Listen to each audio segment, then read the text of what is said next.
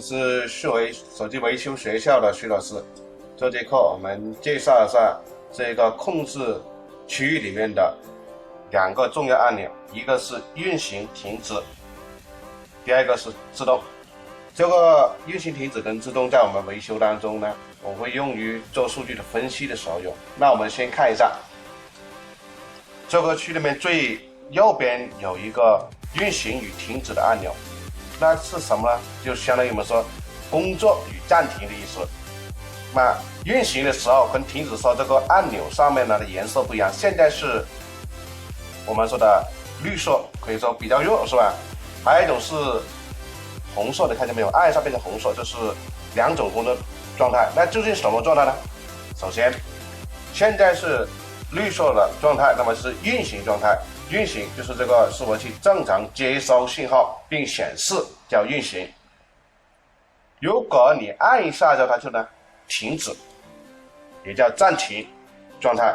暂停状态上面是我们显示屏上面显示的参数被锁定，不管你的外部输入信号发生任何的变化，显示屏里面的数据都不会发生变化。那举个简单的例子，你看着啊，我把它运行一下先。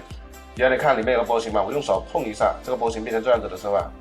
好，我把手放了，然后我按停止。我用手碰的时候，这个显示屏上面的数据是不发生任何变化的，就是运行跟停止。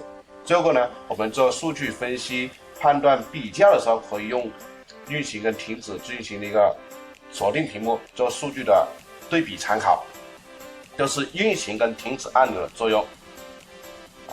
第二个按钮是 Alt， 是自动按钮。那什么自动？是示波器根据我们输入信号，由内部自动调节以最佳状态在显示屏上面显示参数给我们看，叫自动。那么大家看着啊，我现在把这个看比呢放到了这个校准波形上面去。你看现在是这个状态，看清楚没有？显示屏上面这个状态上面显示波形非常杂乱，我们不清楚，难看得出什么东西。我按一下 Alt 自动，好，看一下，这时候波形以最佳状态、最好看的形式在显示屏上面显示给我们看，方便我们进行分析。